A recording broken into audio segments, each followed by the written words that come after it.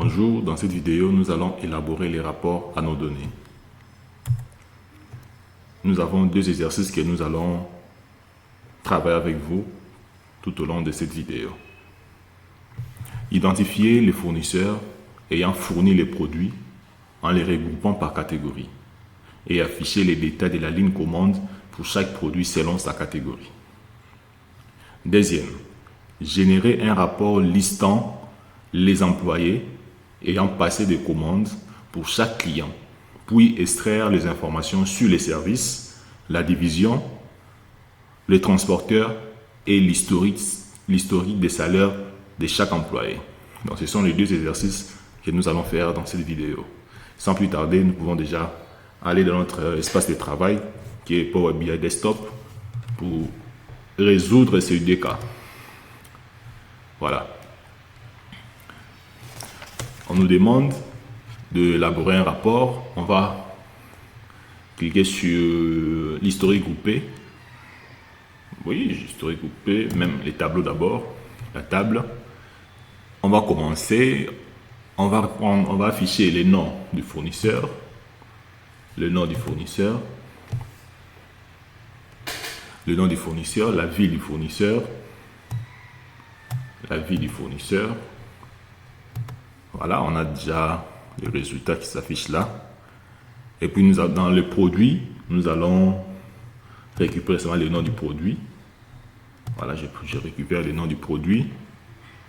Et dans la catégorie, selon l'exercice ici, dans la catégorie, donc on a récupéré le nom du fournisseur de la ville, le produit, on va récupérer le nom du produit, et puis le nom de la catégorie. Et ensuite, la ligne de commande.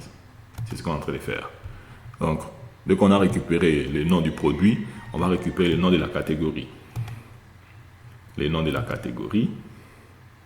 Et enfin, la ligne de commande. Donc, la ligne commande. On va récupérer les prix unitaires. C'est là où ça va faire la somme de les prix unitaires, de la quantité et les prix unitaires. Donc, la ligne commande. Je prends les prix unitaires. Je prends aussi la quantité. Voilà. Donc déjà ici, dans ces tableaux, ça nous affiche le nom du fournisseur, la ville du fournisseur, le nom du produit, le nom de la catégorie par produit. Ça nous affiche la somme des prix unitaires pour chaque produit par rapport à sa catégorie. Et ça nous affiche aussi la quantité de chaque produit par rapport à sa catégorie. Donc ça, c'est le premier rapport. Donc voilà la somme déjà, la somme des prix unitaires, c'est ça. Et la somme de la quantité, ça s'affiche aussi à droite ici. Donc, on a la possibilité de changer les visuels. On peut, moi je préfère, je peux prendre ça. Je vais réduire un peu. Je vais mettre historique groupé. Dans l'historique groupé, voilà. Donc comme ça déjà, on arrive à voir nos fournisseurs. Lorsqu'on clique là, on voit nos fournisseurs. Et ici, on clique sur lui, Franck, ça c'est le fournisseur. Et puis, on voit la ville du fournisseur. On voit aussi la somme de chaque produit par catégorie.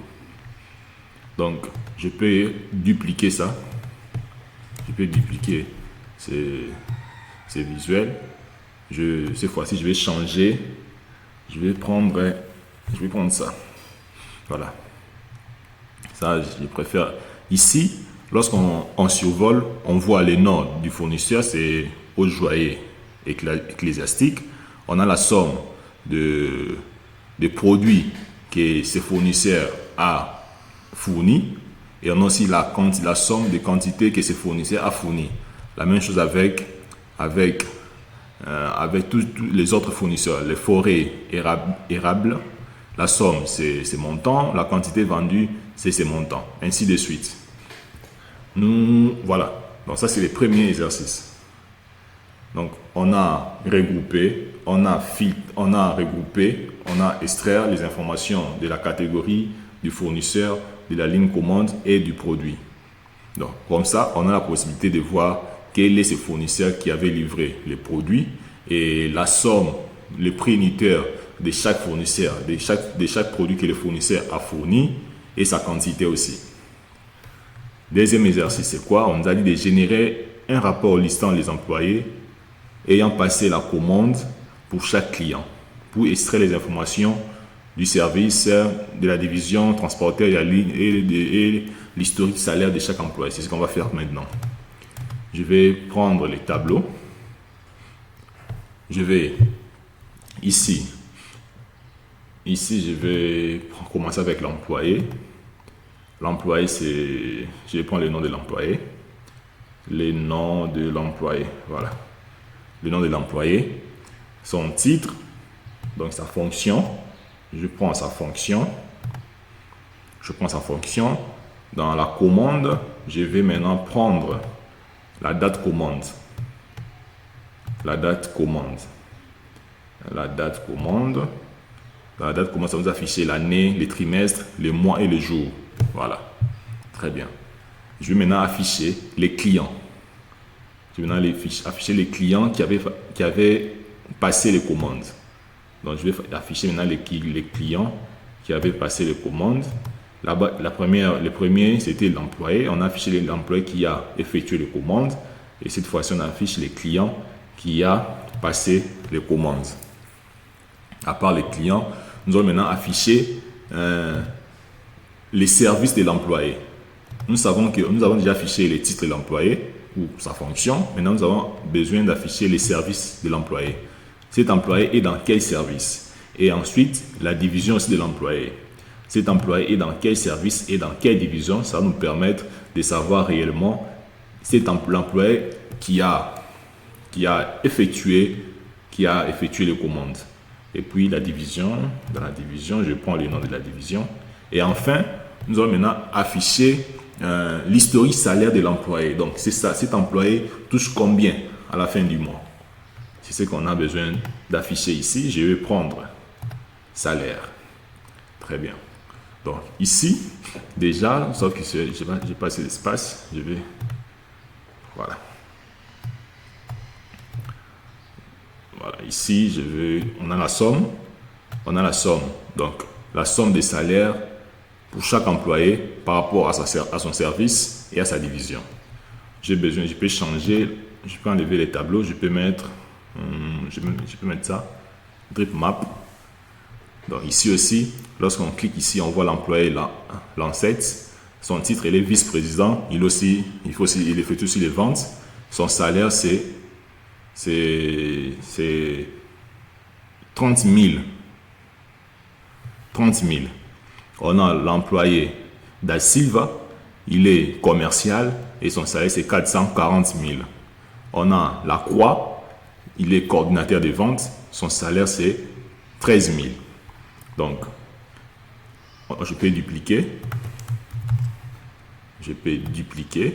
Ici, je peux changer le visuel. Voilà. Ici aussi, lorsqu'on clique ici, on voit l'employé. On a Da Silva, sa somme c'est 7 400 et la somme de son salaire c'est 7 400 et puis le pourcentage de son salaire c'est 6,64%. Donc comme ça déjà, nos managers, nos utilisateurs, ils ont la facilité de voir ce qui s'est passé réellement dans les systèmes ou ce qu'ils ont vraiment ce qui s'est vraiment effectué dans les systèmes. Voilà comment est-ce qu'on peut les faire avec Power BI. Donc si j'avais un peu de la charge, j'allais continuer les faire avec le langage SQL. Ce qu'on a fait là-bas, les faire ici. Mais j'avais déjà fait, voilà, ici, ce qu'on a fait ici, ça et ça, et l'exercice 2, le voici avec le langage SQL. Donc c'est ça, c'est un grand travail. L'exercice 2, avec le langage SQL, et voici. Il faudrait effectuer les jointures dans plusieurs tables et lorsqu'on clique ici, ça nous affiche les résultats.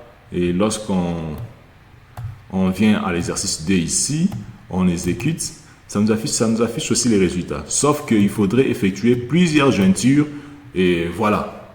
Donc, je vous recommande de bien suivre cette formation et de maîtriser. Ça va vous aider dans tout ce que vous allez faire comme activité.